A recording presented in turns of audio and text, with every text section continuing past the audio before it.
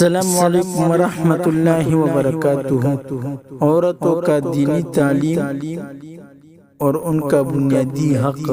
حضرت ابو سعید خدری رضی اللہ تعالیٰ عنہ سے روایت کرتے ہیں کہ عورتوں نے رسول اللہ صلی اللہ علیہ وآلہ وسلم سے کہا کہ مرد آپ صلی اللہ علیہ وآلہ وسلم سے استفادہ کرنے اور علم سیکھنے میں ہم سے سبقت لے گئے، لہذا آپ صلی اللہ علیہ وآلہ وسلم ہمارے علم سیکھنے کے لیے بھی اپنی مرضی سے کوئی دن مقرر فرمائے۔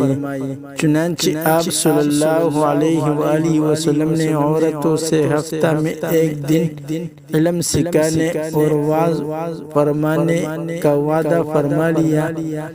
اس دن آپ صلی اللہ علیہ وآلہ وسلم نے عورتوں سے ملے، انہیں نصیحت فرمائی اور اللہ تعالیٰ کے احکامات بتلائی۔